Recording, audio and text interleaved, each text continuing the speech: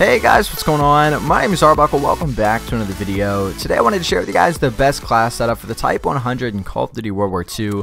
This has been a long-awaited video. This is my favorite gun to use in the game. I've made videos, best class setup videos for guns like the PPSH, SDG, but the Type 100 is for sure my favorite gun and is by far the gun that I have used the most in the game, and I think that probably will be my favorite gun in the long haul. So obviously I'm running the Type 100. I'm running the Reflex Sight with the spec reticle. That is always very important for me to let you guys know that I use the spec reticle. I think it is a complete game changer. I think that you will do so much better running the spec reticle instead of the default Reflex Sight.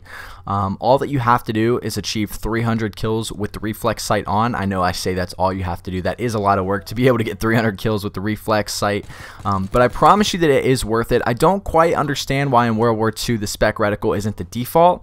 Generally it is in most Call of Duties, but unfortunately it's not, so you do have to work a little bit extra hard to get to that spec reticle, but I promise you, you'll notice a huge difference. It will help your aim and make you a much better player.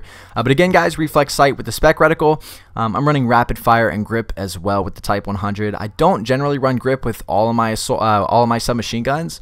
But with the Type 100, I feel like this is a sub that is able to compete for medium to long distance ranges. So by running that grip, I give myself that advantage to play close range, medium range, and long range.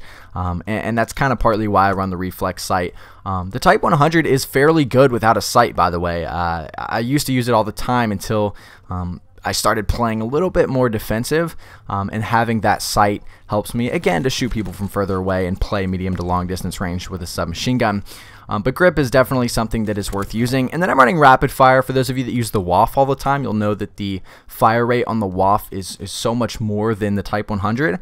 But so many people like using the WWII more. I don't like how it jumps around a lot, but one thing that I'll do to kind of make the Type 100 a little bit more like the WWII is I'll throw rapid fire on there, because the fire rate is fairly slow on the Type 100.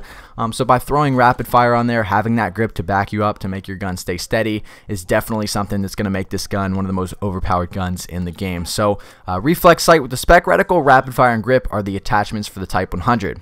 The secondary doesn't matter as much. I'm running the 1911. This is the pistol that I feel most comfortable with.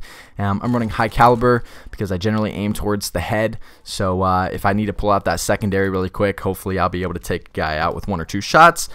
The division that I'm running is infantry. Obviously, I'm running an additional primary attachment, which is always a nice thing to have.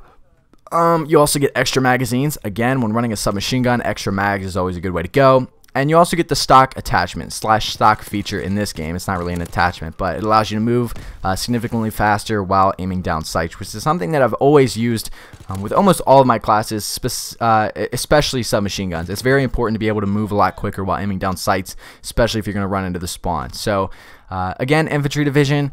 The basic training that I am running is gunslinger. This allows you to fire guns while sprinting and diving. Obviously, this is something, again, that I use on almost all of my classes. Helps me to win a lot more gunfights and is noticeably easier to play with in the game when running it, rather than not running it. It's something that you'll definitely notice. And I remember I specifically had one friend that was like, oh my god, that's like a huge difference to go from running gunslinger to not using it, because you'll notice it immediately how it takes longer to be able to stop sprinting and shoot someone, whereas with gunslinger you can just start shooting while you're sprinting and get that jump on someone. But anyway guys, that's it for the video. This is the class setup that I dominate with in the Type 100 in Call of Duty World War II. If you guys have any more tips to add, make sure to leave them down in the comments below. Make sure to subscribe if you haven't already, and I'll see you guys in the next video.